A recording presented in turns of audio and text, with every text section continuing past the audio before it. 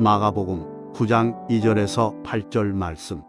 엿새 후에 예수께서 베드로와 야고보와 요한을 데리시고 따로 높은 산에 올라가셨더니 그들 앞에서 변형되사 그 옷이 광채가 나며 세상에서 빨래하는 자가 그렇게 희게 할 수 없을 만큼 매우 희어졌더라. 이에 엘리야가 모세와 함께 그들에게 나타나 예수와 더불어 말하거늘 베드로가 예수께 고하되 랍비여, 우리가 여기 있는 것이 좋사오니 우리가 초막셋을 짓되 하나는 주를 위하여 하나는 모세를 위하여 하나는 엘리야를 위하여 하사이다 하니 이는 그들이 몹시 무서워하므로 그가 무슨 말을 할지 알지 못함이더라.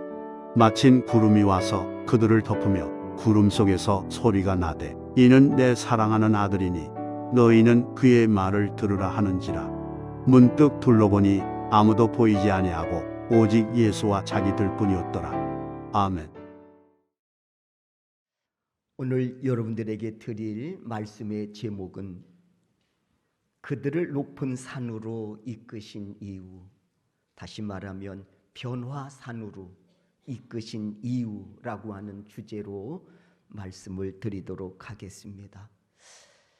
이 말씀을 들으시면서 왜 나를 소명교회로 이끌으셨을까? 왜 나로 하여금 그리스도인 되게 하셨을까? 라는 이 질문에 답을 얻어가실 수 있기를 주의 이름으로 축원합니다. 오늘 본문 2절 말씀을 보니 예수님께서 따로 3명의 제자를 부르십니다. 예수님의 제자는 12명 아닙니까? 그런데 예수님께서 특별히 너 하고 3명을 부르십니다. 베드로, 야고보, 요한이지요. 그리고 예수께서 말씀하시기를 너희는 나를 따라오너라 하시면서 높은 산으로 이들을 이끄시는 겁니다. 아마 분명히 이 제자들은 예수님을 따르면서 뒤에서 이런 얘기했을 거예요. 야, 왜 그래? 몰라 마, 나도 잘 모르겠어. 그리고는 아마 이 세 친구들이 아마 높은 산으로 분명히 올라갔을 겁니다. 아무튼 제자들은 영문도 모르고 따라 나섰다가 갑자기 높은 산에 오르게 된 것이지요. 우리는 이 시점에서 중요한 질문 하나를 하게 됩니다. 왜 예수님은 이들을 데리고 높은 산에 오르셨느냐는 겁니다. 이유가 뭘까? 분명히 여기에는 이유가 있으셨을 텐데. 여러분, 우리가 이 사실을 우리가 알려면 2절에 기록된 엿새 후라고 하는 말씀에 관심을 기울일 필요가 있습니다. 2절 말씀을 한번 보시지요. 엿새 후에 예수께서 베드로와 야고보와 요한을 데리시고 따로 높은 산에 올라가셨더니, 이 말씀에서 엿새 후라고 하는 단어가 있지 않습니까? 그런데 사실은 그 앞에 들어갈 또 하나의 말이 있습니다. 그게 뭔고 하니 그 일이 있은지라는 말이에요. 그래서 우리는 이렇게 이해하면서 이 말씀을 읽을 수 있습니다. 그 일이 있은지 엿새 후에 라고 우리가 그렇게 이해하고 2절 말씀을 읽을 수가 있다고 하는 것이지요. 그렇다면 과연 엿새 전에 예수님과 제자들 사이에 무슨 일이 일어났었을까? 엿새 전에 예수님과 제자들 사이에 어떤 일이 일어났었을까? 마태복음 8장 27절을 보면 알 수 있습니다. 예수님께서 어느 날 제자들에게 물으십니다. 얘들아, 사람들이 나를 누구라고 하느냐? 여러분이 알고 계신 내용이지요. 그러자 제자들이 답합니다. 예, 어떤 사람은요 세례 요한이라고 하고요, 또 어떤 사람은요 예수님 보고 엘리야라고도 하고요, 또 어떤 사람은요 선지자 중에 한 사람이라고 말합니다 하고 답하지요. 그러자 예수님께서 다시 물으십니다. 아, 그러냐? 그렇다면 너희는 나를 누구라고 하느냐? 사람들은 나를 가리켜 세례 요한, 엘리야, 선지자 중에 한 사람이라고 말한다고 하는데, 그렇다면 너희는, 제자된 너희는 나를 누구라고 하느냐? 하고 물으십니다. 그러자 베드로가 기다렸다는 듯이 답하지요. 예, 주는 그리스도이십니다. 이 말은 나를 죄악에서 구원할 자이십니다. 그런 뜻이거든요. 예, 주님은 나를 죄악에서 구원할 자이십니다. 이 대답을 들으신 예수님, 이어서 아주 중요한 말씀을 하십니다.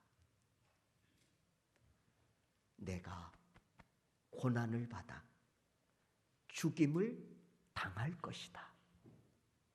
그러나 사흘 만에 살아날 것이니라 하고 아주 중요한 이 말씀을 비로소 하셨다고 했습니다. 내가 고난을 받아 죽임을 당할 것이나 사흘 만에 살아날 것이다. 얼마나 중요한 말씀이셨겠습니까? 그러자 이 말씀을 들은 베드로가 깜짝 놀라가지고 예수님을 붙들고 항변했다고 했습니다. 아니, 예수님이 고난을 받으신다니요? 아니, 예수님이 죽임을 당하신다고요? 그런데 사흘 만에 다시 살아나신다니, 이게 도대체 무슨 말씀입니까? 어떻게 그런 일이 일어날 수 있지요? 에이, 말도 안 됩니다. 있을 수 없는 일입니다. 하고 예수를 붙들고 항변했다고 했습니다. 이 모습을 보신 예수님께서 베드로를 꾸짖어 말씀하셨지요. 여러분이 아마 다 익히 알고 계신 말씀일 거예요. 사단아, 내 뒤로 물러가라. 내가 하나님의 일을 생각하지 아니하고 도리어 사람의 일을 생각하는도다 하시면서 또 한 번 중요한 말씀을 하십니다. 누구든지 나를 따라오려거든 자기를 부인하고 자기 십자가 지고 나를 따를 것이니라 하고 말씀하십니다. 그리고 오늘 본문의 말씀이 이어지는 거예요. 그러니까 엿새 전에 제자들에게 이 말씀을 하신 겁니다. 그리고 그 엿새가 지난 후에 이 세 명의 제자, 베드로, 야고보, 요한, 이 세 명을 따로 부르시고 이들을 높은 산에 데리고 오르셨다는 것이지요. 그리고 예수님은 그곳에서 제자들에게 두 가지를 보여주십니다. 그게 2절과 3절입니다. 우리 다 같이 한번 2절과 3절 말씀을 읽겠습니다. 읽습니다. 엿새 후에 예수께서 베드로와 야고보와 요한을 데리시고 따로 높은 산에 올라가셨더니 그들 앞에서 변형되사 그 옷이 광채가 나며 세상에서 빨래하는 자가 그렇게 희게 할 수 없을 만큼 매우 휘어졌더라 그랬어요. 9장 2절 하반절에 그들 앞에서 변형되사 그랬죠. 그렇습니다. 지금 예수님께서는 이 세 명의 제자들 앞에서 변형된 자신의 모습을 보여주고 계십니다. 그리고 또 한 가지, 변형되신 후에 예수님이 입고 계신 옷이 광채가 나고 세상에서는 지금까지 볼 수 없었던 희고 깨끗한 옷을 보여주고 계십니다. 세 명의 제자들을 이끌고 이 높은 산에 올라오셔서 말입니다. 그렇다면 여러분, 이와 같은 사실을 통해 정말 예수님이 말씀하시려고 하는 영적 의미는 뭘까요? 제자들 앞에서 예수님께서 변형이 되셨습니다. 그리고 옷이 광채가 나고 세상에서는 지금까지 볼 수 없었던 희고 깨끗한 옷을 보여주고 계십니다. 그렇다면 이 사실을 통해서 정말 예수님께서 말씀하시고자 하시는 영적인 의미는 무엇이었겠느냐는 겁니다. 복음서에 보면 예수님께서 당신을 가리켜 포도나무라고 말씀하십니다. 그리고 제자들을 향해서는 가지라고 말씀하시죠. 이뿐만이 아닙니다. 예수님께서 당신을 가리켜 나는 선한 목자고 너희는 양이라고 말씀합니다. 여러분, 이 비유를 통해서 주시는 메시지가 있겠지요. 영적인 메시지가 있지 않겠습니까? 포도나무와 가지와의 관계를 통해서 예수님과 우리와의 영적인 관계를 말씀하고 계신 것이지요. 선한 목자와 양의 관계를 통해서 예수님과 우리와의 관계에 어떤 영적 의미를 말씀하고 있는 거 아니겠습니까? 그 영적인 의미는 뭐예요? 한마디로 너와 나는 생명적인 관계라는 것을 지금 포도나무와 가지와의 관계를 통해서, 선한 목자와 양의 관계를 통해서 주시는 영적 메시지 아닙니까? 나 떠나지 마라. 가지가 포도나무 원줄기를 떠나면 어떻게 되겠습니까? 양이 선한 목자를 떠나면 어떻게 되겠습니까? 두말할 필요도 없이 그 시로 죽은 목숨 아닙니까? 그러니까 이 두 비유의 관계를 통해서 주시는 영적인 메시지는 뭔고 하니, 나 떠나지 마라, 너와 나와는 생명적인 관계야 라고 하는 영적인 메시지가 있듯이, 오늘 이 본문에서도 제자들을 변화산에 오르게 하시고 두 가지 모습을 통해서 주시는 영적인 메시지가 분명히 있을 것이라는 겁니다.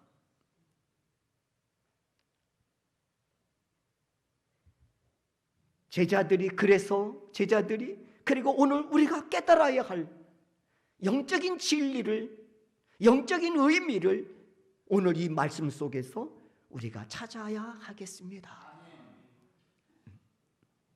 첫 번째, 변형되신 예수님의 모습이 주는 영적인 의미입니다. 소원하기는 이에 관해 말씀을 나눌 때 본문이 주는 영적 의미를 깨달을 뿐만 아니라 그 깨달음 속에 예배에 놓으신 은혜까지 듬뿍 받아가시는 복된 시간 되시기를 주의 이름으로 축원합니다. 첫 번째, 변형된 예수님의 모습이지요. 2절 하반절입니다. 그들 앞에서 변형되사.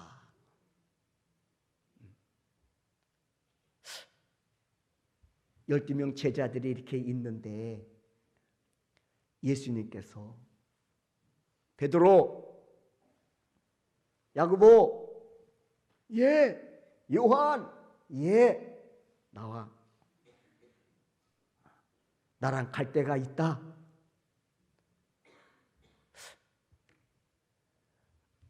열두 명이니까 3명이 나왔습니다. 몇 명이 남았습니까? 9명이 남았습니다. 9명은 어떤 생각을 가졌을까요? 어디 맛집 가서 맛있는 거 잡수시려고 그래. 가려면 다 같이 데리고 가지. 왜 3명만 데리고 가는 거야. 편애하는 거 아닌가. 또 반면에 이 3명의 제자들은 예수님이 우리만 부르셨네. 예, 예수님, 그러고 아마 따라하지 않았을까요? 초등학교 때 선생님이 종례하고 박윤화 잠깐 좀 남어, 선생님 좀 도와줄 일이 있네. 그러면 괜히 어깨가 으쓱하더구만요. 그래도 나를 인정하신 것 같아서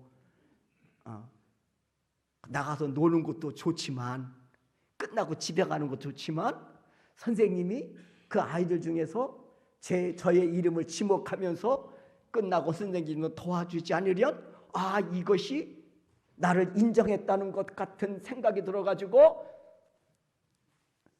그런 경우 한 번도 없으신 것처럼 다 있으시잖아요. 오늘 3명의 제자 그렇지 않았을까요? 다 따라놨을까요? 그리고는 앞에서 변형 드신 거예요. 이 똑같은 사건이 마태복음 17장에도 기록되어져 있습니다. 그들 앞에서 17장 2절, 마태복음 17장 2절이에요. 그들 앞에서 변형되사 그 얼굴이 해같이 빛나며, 이처럼 예수님은 제자들 앞에서 변형된 자신의 모습을 보여주셨습니다. 보여주셨으면 이유가 있을 거 아닐까요? 내가 이렇게 능력이 많은 사람이야, 그 능력 자랑하려고 예수님께서 이 3명 제자들 앞에서 변형되신 것이 아니라는 것 정도는 여러분 다 아시지 않습니까? 그렇잖아요. 왜 변형되셨을까? 이유가 뭘까?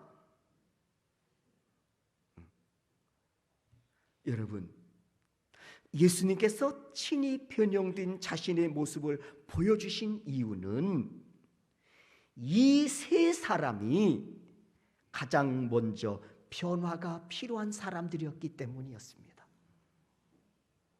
목에다 힘줄 거 없어요. 불렀다고. 인간아, 니들이 먼저 변화돼야 되겠다. 그래서 예수님이 3명을 착출하신 거예요. 어떻게 보면 베드로, 요한, 야고보 12제자 가운데 빅3라고 할 수도 있겠죠.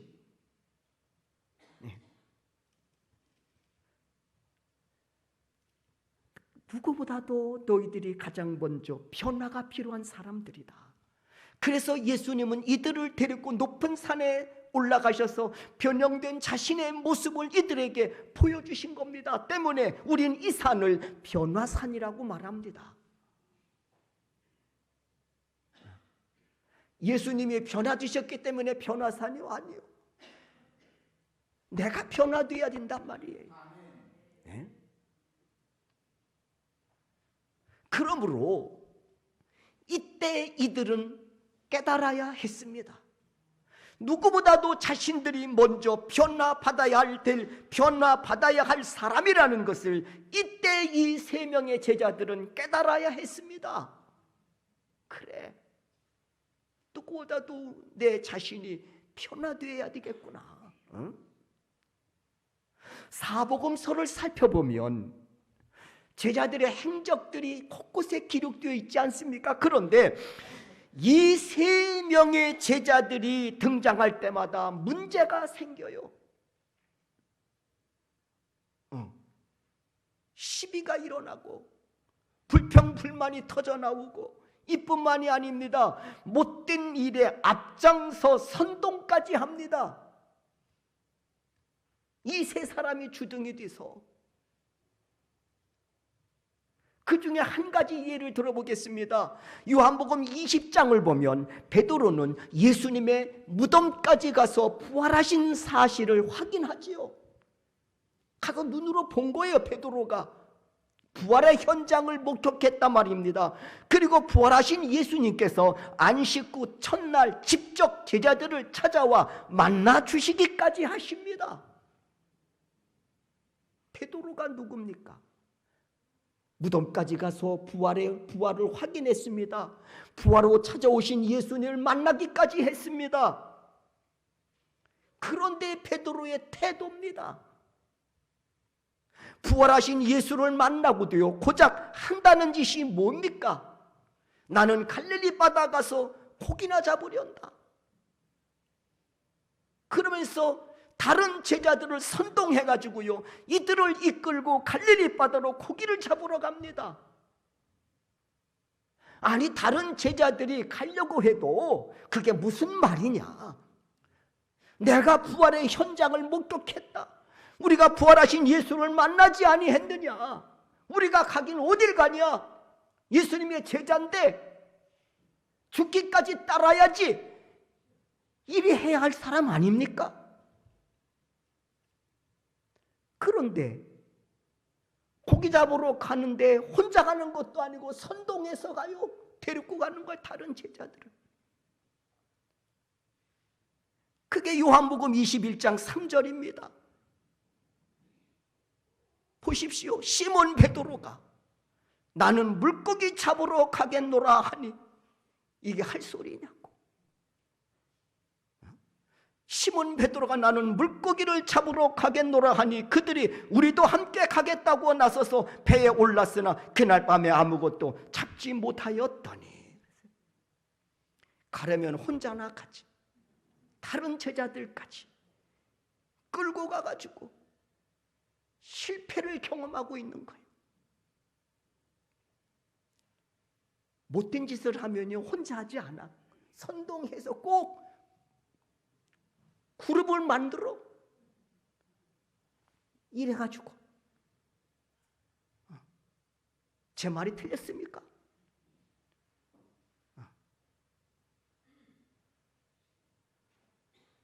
그 밤에 고기 한 마리 잡지 못하고 빈배로 돌아오지요. 베드로고 누굽니까? 한때 예수께서 너희는 나를 누구라고 하느냐 물으셨을 때 그는 당당하게 주는 그리스도십니다. 나를 죄악에서 구원할 자이십니다. 나를 죄악에서 구원할 구원자이십니다라고 고백했던 사람 아닙니까? 그런데 정작 자신의 변화에는요 관심을 갖지 않았습니다.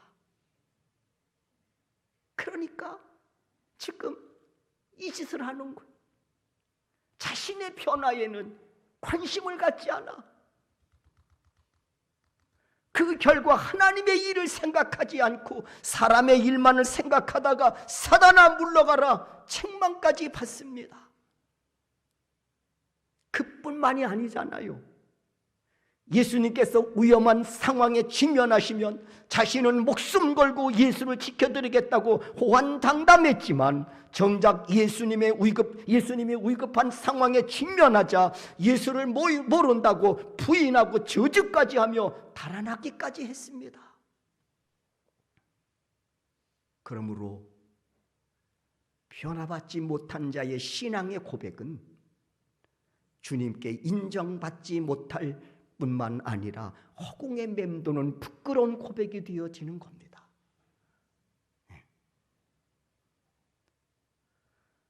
그렇다면 변화는 어떻게 이룰 수 있을까? 어떻게 변화받을 수 있을까? 나 변화되어야지 해서 스스로 변화될 수 있습니까? 나 오늘부터 변화 시작해서 변화가 된다면 얼마나 좋겠습니까? 아시잖아요. 그게 안 된다는 것이. 때문에 로마서 12장 2절에서 이렇게 권면합니다. 다 같이 한번 로마서 12장 2절 말씀을 읽겠습니다. 읽습니다.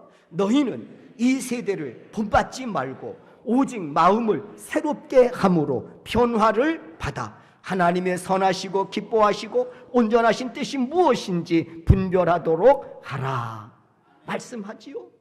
여기서 변화를 위해 보니까 내가 할 몫이 있어요. 그리고 나의 변화를 위해서 하나님이 주실 은혜가 있음을 말씀하고 있습니다. 그러므로 변화를 위해 내가 할 몫은 뭐냐? 로마서 12장 2절에 보니까 죄악된 세대를 본받지 않기 위해 힘쓰고 애쓰는 것이죠. 죄악된 이 세대를 본받지 않기 위해서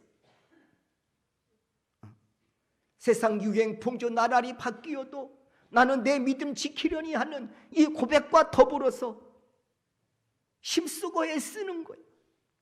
또 하나 오늘 본문에서 로마서 12장 2절에서 말씀하지요. 마음을 새롭게 하기 위해 힘쓰고 애쓰는 겁니다. 죄악된 세대를 본받지 않기 위해서, 그리고 마음을 늘 새롭게 하기 위해서 힘쓰고 애쓰는 거예요.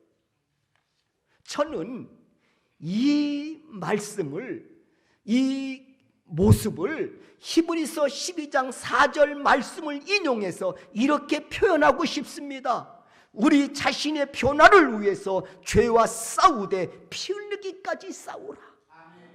저는 이렇게 이 말씀을 여러분에게 소개하고 싶어요.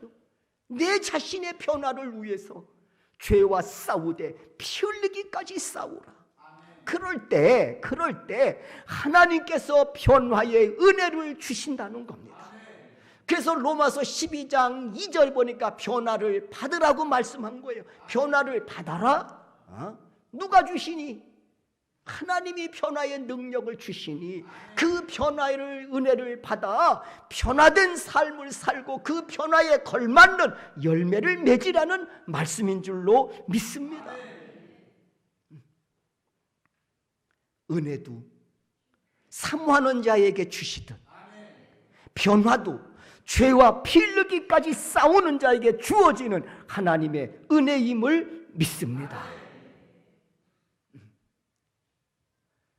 우리가 이해로 이렇게 들을 수 있겠습니다.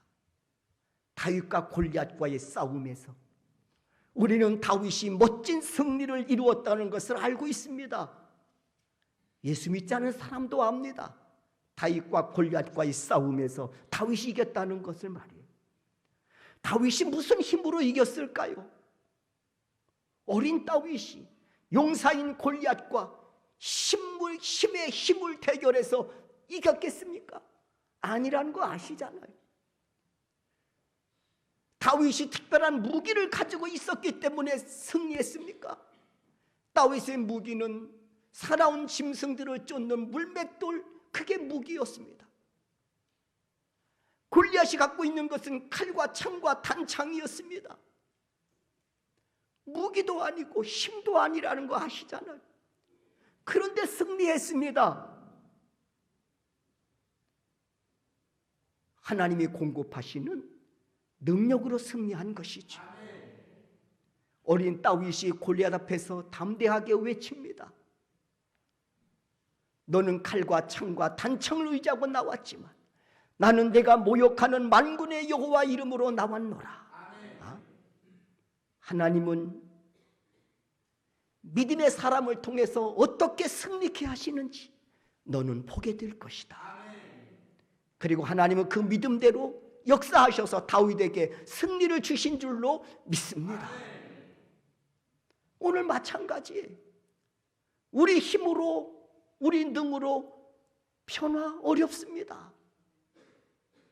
오죽하면 속담에 착신삼일이라는 말이 있겠습니까? 이 말은 안 된다, 힘들다는 거예요.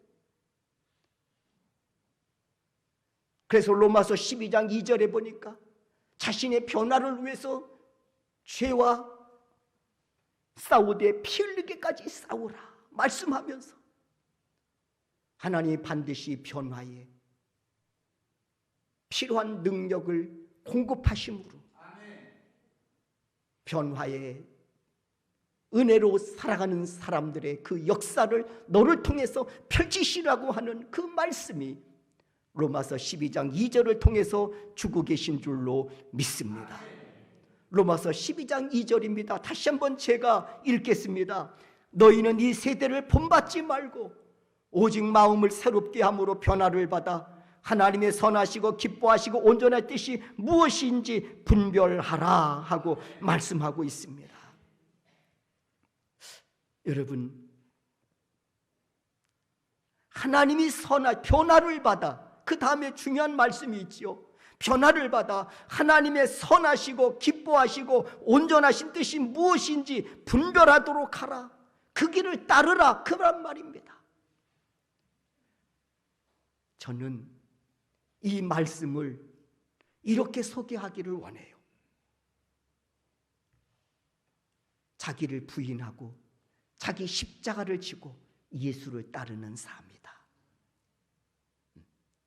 변화된 자는 자기를 부인하고 자기 십자가를 지고 예수를 따르는 사람들이다. 그 삶의 모습을 예수님은 제자들에게 확인시켜 주시려고 지금 변화산에 오르신 겁니다.